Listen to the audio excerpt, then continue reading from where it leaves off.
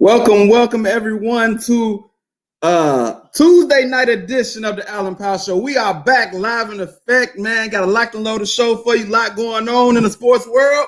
I got some new guys joining me for this comeback show, holding us down in Vegas. This brother had the nerve to ask me, "Is it cold out here?" I removed him from the stream immediately, but I'm bringing him back on. My guy, JJ Riley in the building. What's good? Out there, brother. What's the weather out there? Hey, man, it was like 66, 67 a day. You know, a little sun. You know? I envy you right now, brother. It's about 30 degrees out here, man. It's freezing. It's freezing. Oh, brother, I feel bad for y'all out there. Yeah, it's bad. It's bad. Yes, sir. Hester. Hey man, appreciate you jumping on. We tried to do this a while ago, and you was Teddy Riley, and you couldn't get. You know, I'm an old Joe. It take a little bit of time, you know, for me to get everything together. But you know, I got my team together. They ended up, and we all ready to go. For sure, that's what's up. I know you had the kiddies out there helping you out, man. Man. Salute to the Riley children. You know what I'm saying? Got you right. Man, had to hook a boy up, man, because you know me, I ain't all that great on this computer stuff, but I got it all, so I might as well learn. Yes. you are in the building, man. Also, I got my guy Kyle Minovich joining us. Well, matter of fact, you around the area, aren't you? Yeah, I'm up lower Wisconsin, in Beloit, Wisconsin. So right out. Oh, so you hold it. Okay, you hold. How long you been in Wisconsin? I didn't know how. I thought you was in Wisconsin, but I wasn't sure. So I'm glad that we've been represented right now in Wisconsin. Yeah, so I've been up here for 5 years. It's been a tough 5 years, man. All these Packer fans everywhere, but it's been tough. Tell me about it, man. I know that's the worst. I'm trying. Oh, I couldn't imagine. What's the weather out there? Because y'all probably colder than us. It's probably about the same. I mean, like I think Chicago's like the armpit of America. We're in the upper armpit of America, so it's not that bad. Yeah. So look, man, I appreciate y'all jumping on, man. But I respect y'all knowledge of the different things we're gonna talk about today. So I want to get right into it, man. The first thing I want to talk about these Bears, man. I want to talk about these Bears. Kyle, I had a talk with you probably a couple weeks ago after a game. One of my guys, we were 5-1. 5-1. I had a talk with one of my guys.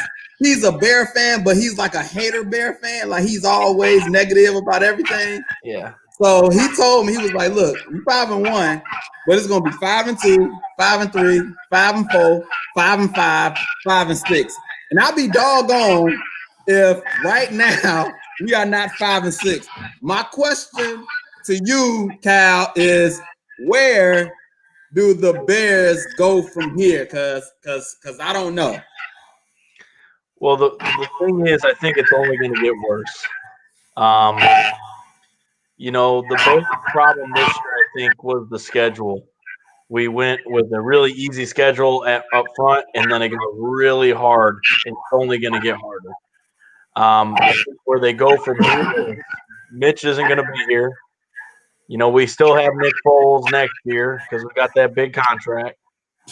I think Nagy and Pace will still be here next year.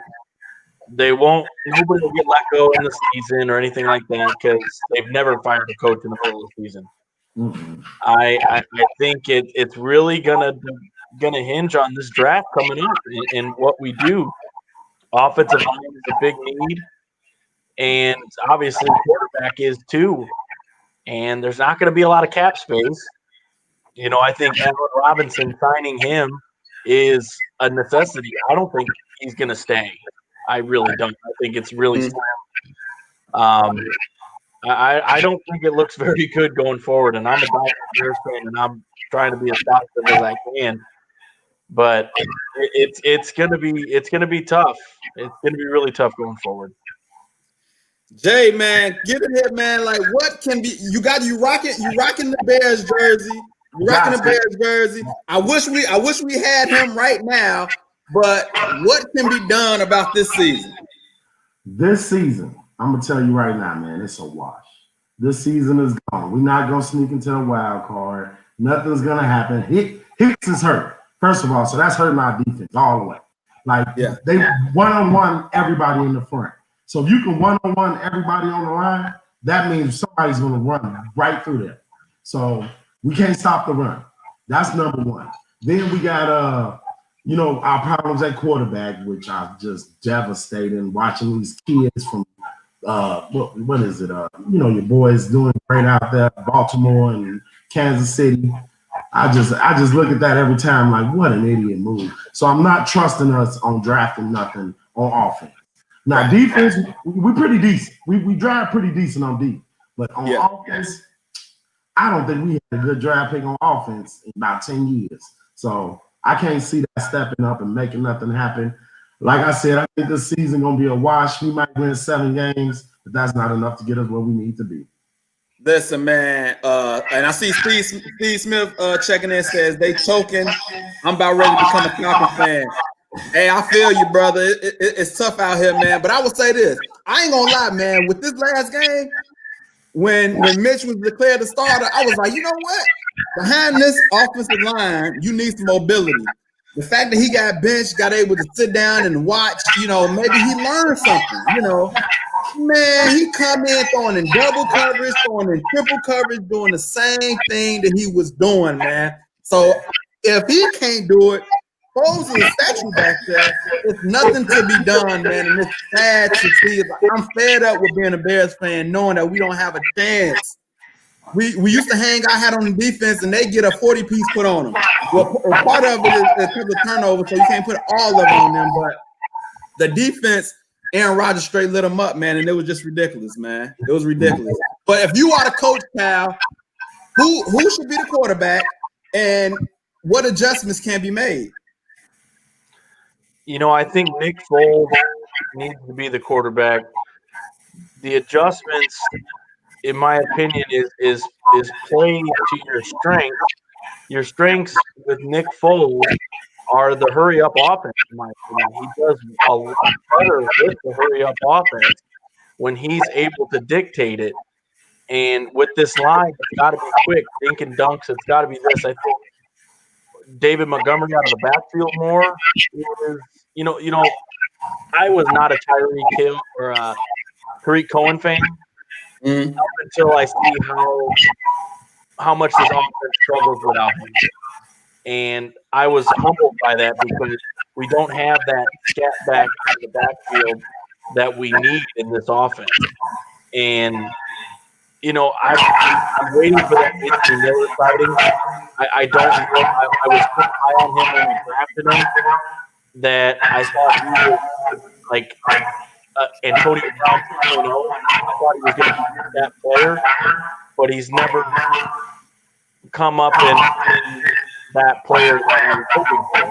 He had the injuries too, right? So yeah, he had some injuries. I just think they got to find something underneath and then take the time to talk to defense. If you look back at the St. Louis or the Rams game when they were doing dink and dunk, and then he had Mooney wide open when they were like it was like on the 3-yard line.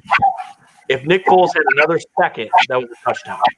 And I can't fault Nick Foles for a lot of what has happened because he's doing it with a makeshift offensive line. That's been the biggest struggle for this team this year is the offensive line and the woes they're having there. And, I don't know. I don't know anybody would do that well with this offensive line. Can I add in? I want to say personally, I think we need to get Patterson more involved in the offense. How? Fast. We have to find a way to get him the ball. I don't know. We about to get some back in the day. Remember, they used to have all them trick plays and all of that. We need to dig back in the well, man. We need to find some of that to get that man the ball because we can't throw it to him, apparently. We can't give it to him. We have to figure out some way to get his offense involved because I wonder why. Like, so when you bring up Patterson, the first thing I think about is the jet sweeps that the Chiefs and the Rams run. That seem like it's always successful for them, but when we try to do it, it don't work. Don't work at all. It's an offensive line. But that comes down to coaching too, because how many times does Robert Woods go in motion a game, you think? Right. 20 times? Right. We do that twice, and we give them the ball both times. They know it's going to come. That's a great point. I just don't think we set up anything enough. That's my one fault of Nagy. And that's, I think, what bothers all of us, right? Because he came in, the quarterback guru, the offensive guru. And this is 2 years now that we're in the bottoms of the league with that. I don't think we set up anything. That's what makes Patrick Mahomes great, is he does have Andy Reid there to make him great. He's going to be the greatest quarterback of all time. It'll go down. Well, Nagy came from the Andy Reid tree. So what's going on? I don't understand why we can't set up an offense. Like there's glimmers of it sometimes, but we don't set up anything. It's scripted, right? Everything should be like that. That's what Andy Reid and all these other offensive gurus do. Even Tom Brady does. They all set up for that one play, and they're like, okay, here's the play. We set up for it, third down in the third quarter. Here we go. We got it. And then really it shows you we don't ever do that because we don't score any points in the third quarter. Victor Legron says coach got to take accountability for not being able to establish an offensive identity 44 games into his career. What do y'all think about that comment? I think it's true. It's true. The man, it's like the Belichick coaches that came out of his system, how they not really doing anything. You know what I'm saying? Everybody expected all the Belichick coaches that left there to be great, and they're not. They're under 500. I just saw a stat on that yesterday that all came out of there are under 500 as far as their career is coaching. So, you know what I'm saying? They got to take what they learned and add to it. You just can't go in there with the same mentality, try to run the same plays. It's not going to work. People are seeing right through it. They're tearing us up. So our offense, man, first of all, we do have to do something about this offensive line. If I would say scrap them all and start over, but you can't do that. This is not real life. So you got to work with what you got and get some guys in free agency. Okay, so my last question on this topic, when the Bears go into the draft, do you draft quarterback first or offensive line first, Jason? What do the Bears do first? Me personally, like last year, when I wanted them to get Mahomes, the other year, when I wanted them to get Mahomes, they moved up. I'm thinking we're going to get Mahomes, and we who never played the game. I said, what are they doing? So anyway, let's go back to it. If we can do it and they can do it right, it's depending on where we're picking. Now, if we're picking top 5, I would say go for a quarterback. But if we're not, we got to do what we got to do. Try to strengthen the offensive line, look for some offensive speed, and then get some corners who can actually run with people. Gotcha. Cal, quarterback or O-line? I think it really depends where we're drafting. I think, I wouldn't be upset if we just took the best available pick. Like if somebody came down and it's a stud receiver, okay, it don't matter. Just take if that's an offensive tackle, which I'm hoping for, or a lineman, somebody, he's great. But this project or whatever, like Kyle Long just happened to pan out a little bit, right? A little bit, right? He was good. Then he got injury prone. Yeah, that was it. And what frustrates me about the draft so much with the Bears is if Ryan Pace only drafted from the third round on, he does fantastic. Look at Eddie Jackson. Look at Montgomery. look at the linebacker. He's a fifth-round pick. But from the first and second round, I have, like you said earlier, I have no confidence in that at all. So this is my thing. When you say best player available, like usually I'll roll with that. But at this point, I'm fed up with the Bears, man. To me, it has to be quarterback or offensive line. I agree with both of y'all, Jay, when you was like, depending on where. I totally agree with you. Top 5, it got to be quarterback. No ifs and buts about it. If it's later, then I feel like offensive line. If you don't want to reach for a quarterback. So if it's not in the top 5, then I don't want to reach. Give me the best offensive lineman. But it has to be one of those two. Unless we get a wide receiver, that's great. If we get a wide receiver, that's great. We can't get him the ball. Right. The Bears aren't going to be in the top 5. They're going to end up probably 8-8. You know, they're going to be somewhere between 10 and 16, like we are all the time. But you're going to be reaching for a quarterback in there. You're going to be reaching for a quarterback that you can take in the second or third round. Okay, if they're your guy, wait. But if there's somebody there, if there's a top 5 pick that dropped down, that because somebody reached for a quarterback early, then maybe take that guy. But I just don't want to reach for just because we need a tackle or a guard, or a quarterback. I don't want to reach for that because we never succeed. We always Leonard Floyd. You know, we reach because we just need that need. We haven't had a quarterback since Jim McMahon. Hey, Victor Legron says it's a deep quarterback class in the upcoming draft. Yes. So if it's that deep, okay, when he says deep, does he mean deep first rounders or just deep in general? Because, you know, if he's not a first, it doesn't matter to us. We need first rounders. How many first rounders that y'all know that's coming up? Probably 5. Okay, so it should be no question that Bears should get one of them. If you're in that top 10, I don't see why not. But if y'all say it's 5 first rounders coming out, then even if they're in the teens or the 20s, they still should draft a quarterback. Yeah, I think it's something out there, but it is. I don't know what the Bears see when they bring these guys in. I don't know just for his mannerisms or the way he acts or talks or something like that, because they're definitely not looking at the game. Like it's something wrong. Like this guy, or maybe they're not pressuring the quarterbacks when they come in. Putting people in their face and having them something, man. They just having them out there willy-nilly throwing the ball. Okay, you got an arm, you're accurate, but now when the lights come on, they turn into something else. Like just disasters so far. Like since Cutler, it's just been before that we had Tom, Zach, and the rest of them. But but since Cutler, it's just been terrible. Got you.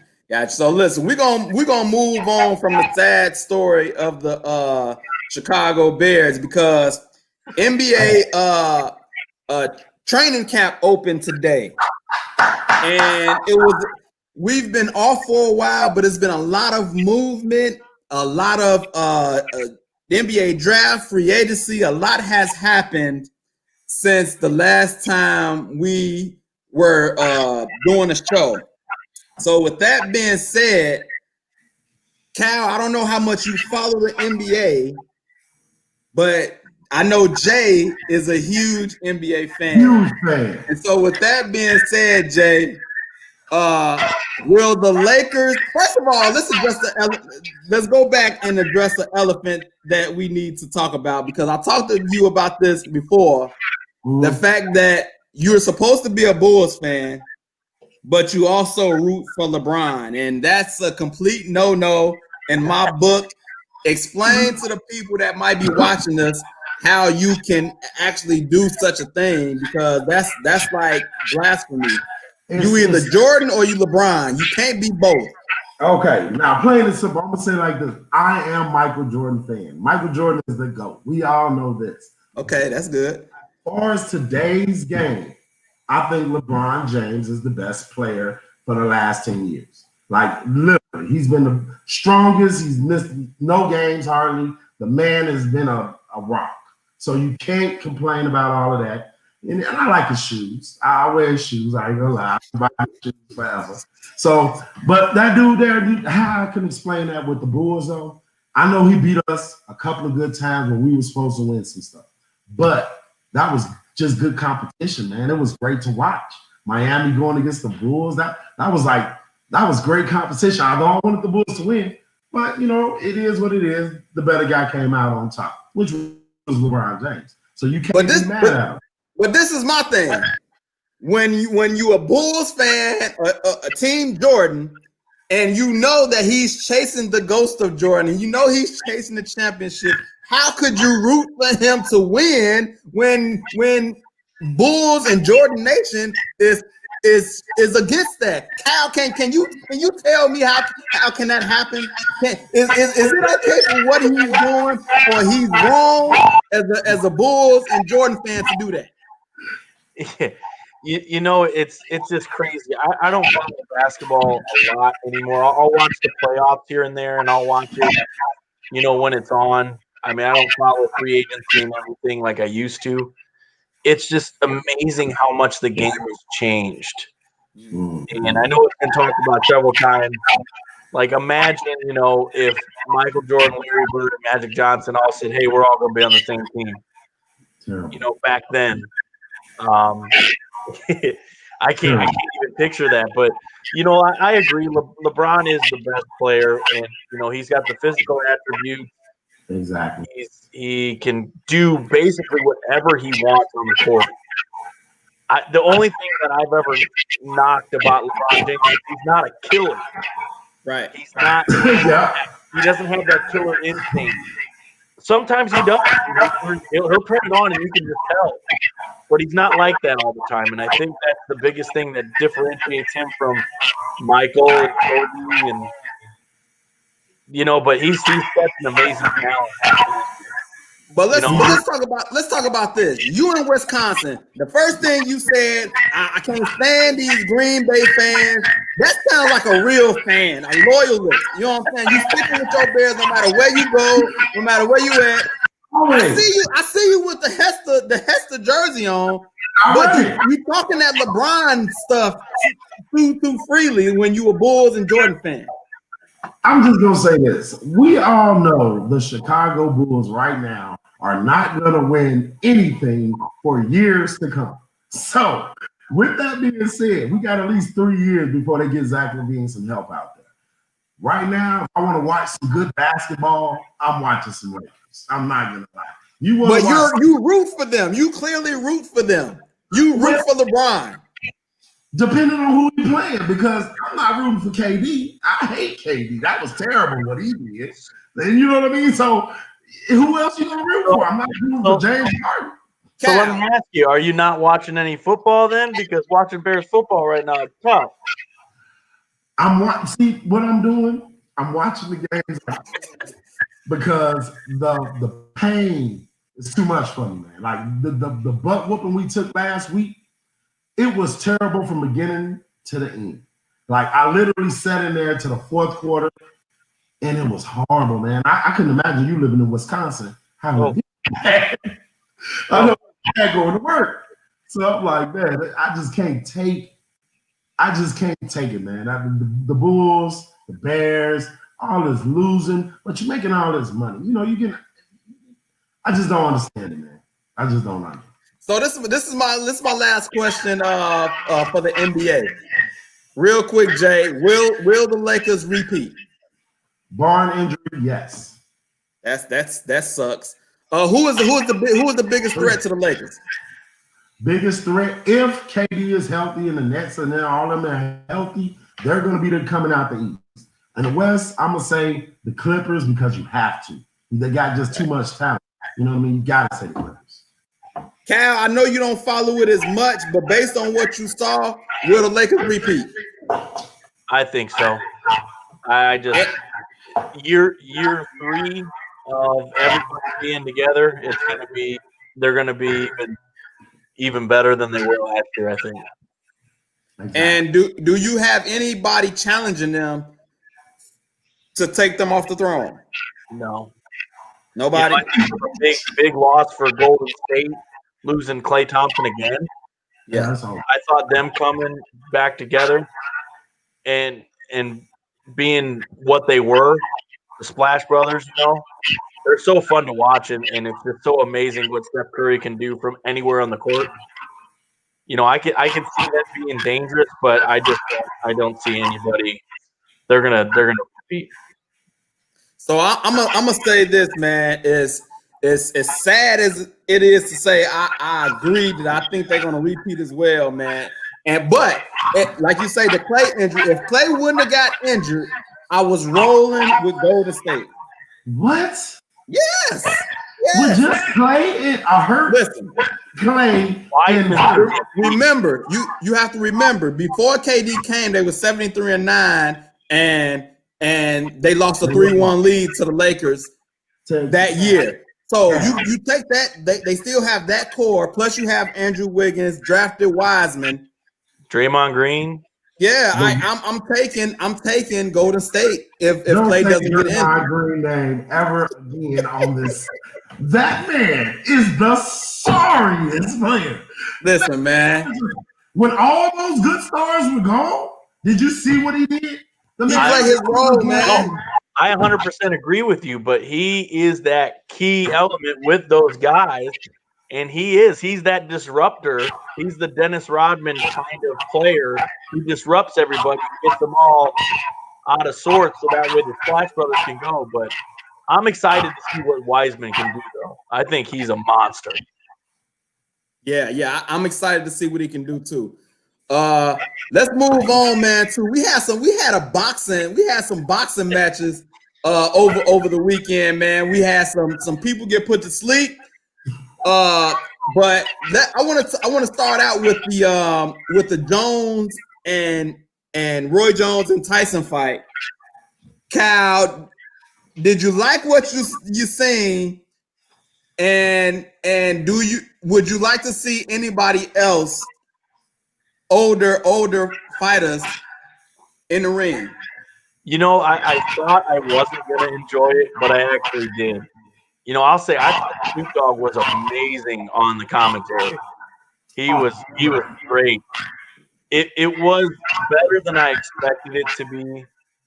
It was definitely two 50-year-old men boxing, but man, I was just waiting for Mike to land one.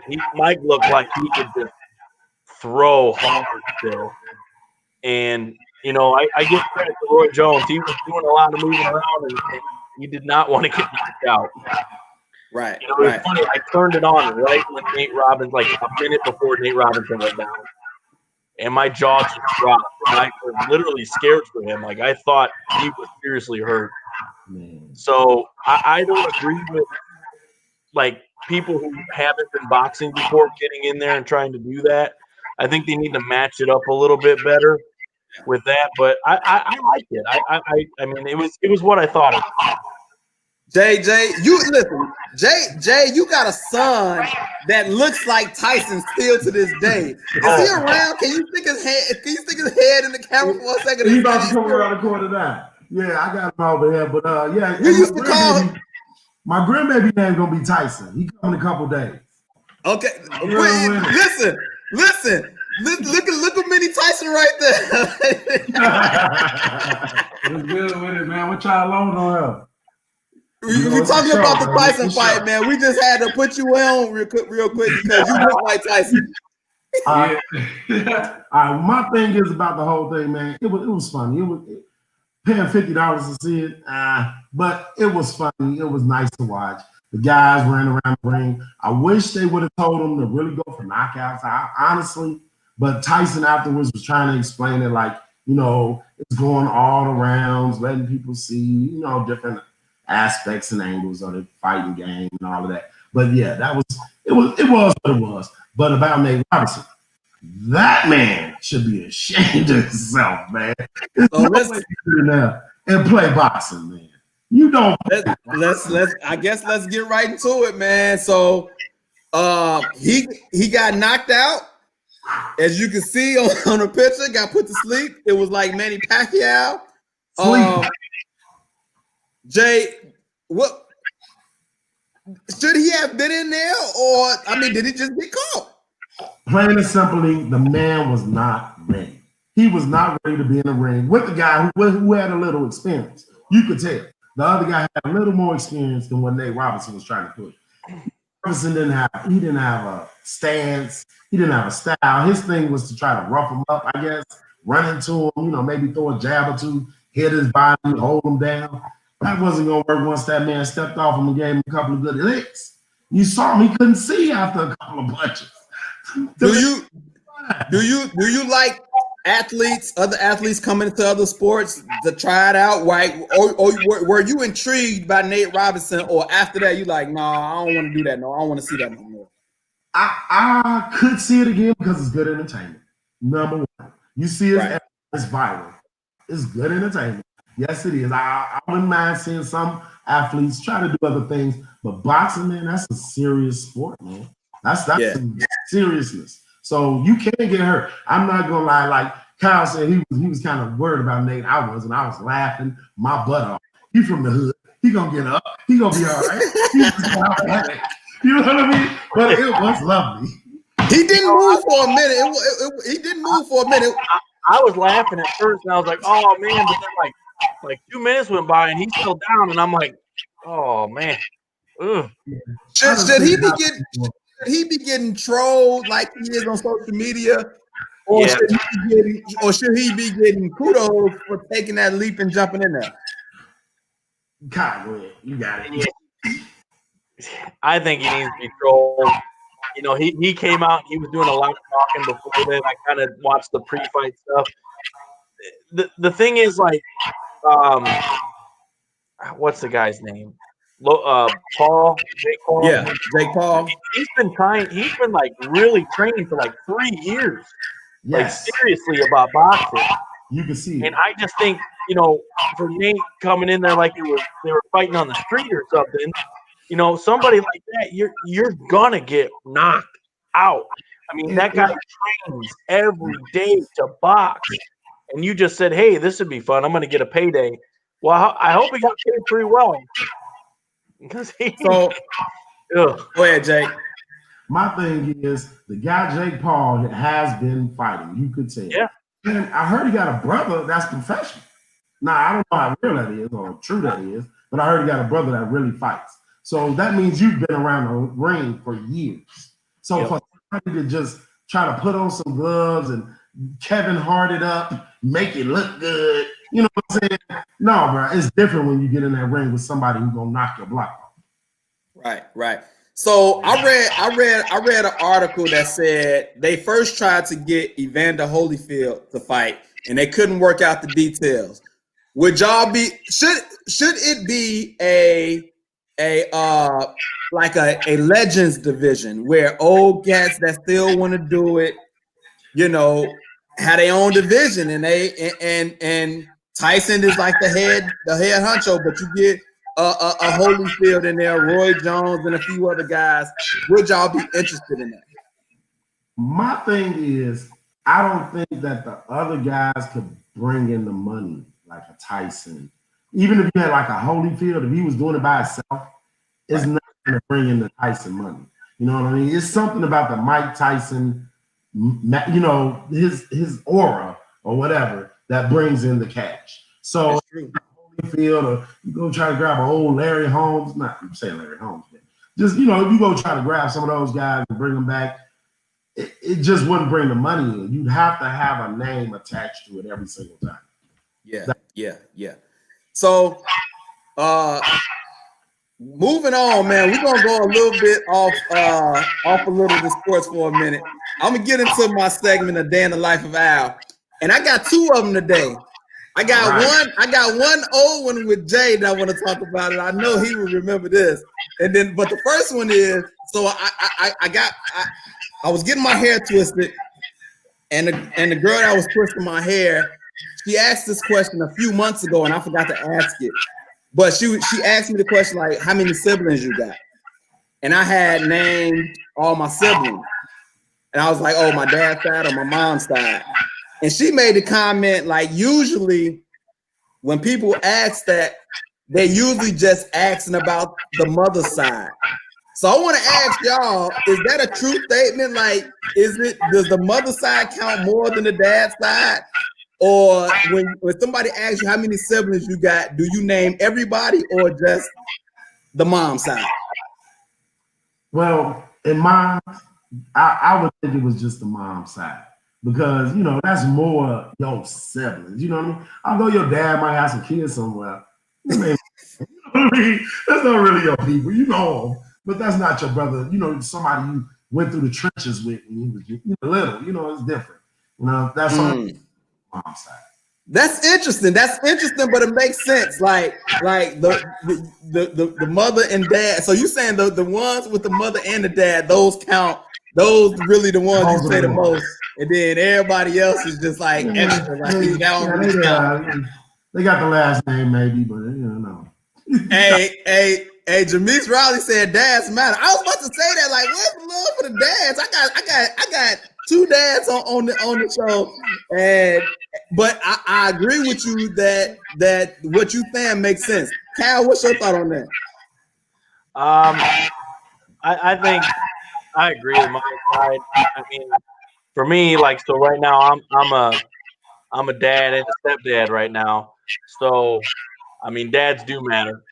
They do. Dads matter. Yeah, dads matter. So, you know, my ex-wife, she's got remarried and she's got two stepchildren. I got two stepchildren. So, you know, hopefully for my kids, they're saying everybody. Got you. That's what I did. I said everybody, you know, and she was basically like, "Oh, I was really just asking about your mom." Well, for sure, after this show, I'm gonna make them say everybody. Yeah, there you go. Right on. So everybody who watching, man, y'all comment, y'all tell me, you know, do you say the siblings that your mom and dad made together, or do you name everybody, including dad with, you know, somebody else, the other siblings across the way? My next day in the life of Al is an old day in the life of Al. It was with my man Big J, and he talk about this story a lot. Is when we was kicking it one time, some alcohol was involved, and then some rapping came out. And I got it all, baby. It's still on tape. I got plenty of lyrics. He said he got me on camera spewing some stuff. This is long time ago. Long time ago. Years ago. Spewing some stuff. This is before church. Is it possible that you can say some of the stuff, clean it up as best as you can? Hey, let's just say this man Al was going hard. He was doing some Chi-Town, Deep South rapping. I'm talking about he was going back and forth from ladies to money to murder. So I'm just gonna leave it at that. I do remember. I think I do remember. This is when I was the biggest Jay-Z fan, and I think I had a hat on, and I turned it around like. Yeah. See, that's the bad. Like when alcohol gets involved, you turn into a whole nother animal. And I turned it to a whole nother animal. I remember I turned my hat around, and the rest is history. Next show, I'm gonna have clips. I'm not big out and have clips. We're not gonna have that. Come on, man. Go back. It's your roots, man. I'm gonna get edited out, and I'm gonna bring a little tape. Everybody check it out. You know, I'm gonna have it on my phone, and I'm gonna just have it. Nah, that's just bad. And Jameis talking about still got the video. I bet she do. But that was some funny times for sure. But moving on, man. Now that you said it was before church, but now we do have the church, and I got my segment called "Come to Church with Me." And so this is my come to church scripture for the day. So it was a Bible study that a guy had and I jumped on with him. And he said he wanted to go through the Bible from front to back. I was like, cool, let's, And so we got into Genesis, and we came to the story of the tree of the knowledge of good and evil. And the question came up. I asked the question, but because it's a lot of people that have questions about the Bible. And so I asked the question, why did God put the tree there in the first place, knowing everything that was going to happen? So we discussed that. And before I tell you what the guy said, I'm going to go to you first, Cal. If you're familiar with that story, if somebody was to ask you that, what do you think, or what would you tell them? So I got kicked off, so I didn't get to hear your story. So I apologize. Okay, so this segment is Come to Church With Me, where I give a scripture of the day, and the scripture of the day is Genesis 2:8, when it talks about the tree of the knowledge of good and evil. So I'm just going to read it for the people. The Lord God planted the garden eastward in Eden, and there he put the man whom he had formed, and out of the ground the Lord God made every tree that is pleasant to the sight and good for food. The tree of life was also in the midst of the garden. So if you know the story, man, he created the trees, put Adam and Eve there. They fall. He said, don't eat from this tree, but they do it anyway. Sin come into the world. The rest is history. And so I was having a Bible study with some guys, and we came to that scripture, and I asked the question that a lot of people ask is, why did God put the tree in the garden, because he's all knowing that they would fail in the first place? So if somebody was to ask you that question, if you are familiar with that story, what do you think, or what would you tell them? Well, based on my life, I've become the man I am from my failures. And I've made a lot of mistakes in my life, just like everybody makes mistakes every day. And my mistakes have made me the man that I am.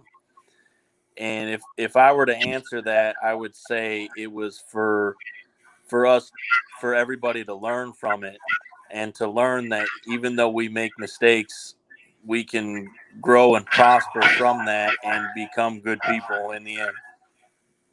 Got you. Jay, what are your thoughts about this? My thing is, I think that he put it there because what else would he have to do, man? If everything was nice and every single day, and the world just went on, from those days, it would just been beautiful and no war and no nothing, it would have just been too simple, I think. So he put a little compromise in the situation of make people grow and learn, like my man said, let you grow and learn and be a better person. Yeah. So, and that's good. I like both of y'all's statements. So when we did a Bible study, one of the guys said that he wanted to, first of all, when God did all of this, he gave us freedom of choice. So that's the thing. Because he's the God who he is, he didn't want robots. He didn't want us to just force him to love him. He wanted us to choose him. So he did that, but because of who he is, he gave us freedom of choice. And the guy said he wanted to show Adam that do everything with me. Don't try to do stuff without me. And so that was his angle. I like that. And so I think Genesis 2:8 is a good scripture. I know a lot of people ask that question because they say that God knew everything, so he knew that they was gonna fall. Why would he even start this cycle in the first place? But I would tell them that he doesn't want robots. Just like we all married, right? Yeah. And your spouse wants you to love them freely. They don't want to, they don't want it forced. They want you to choose them.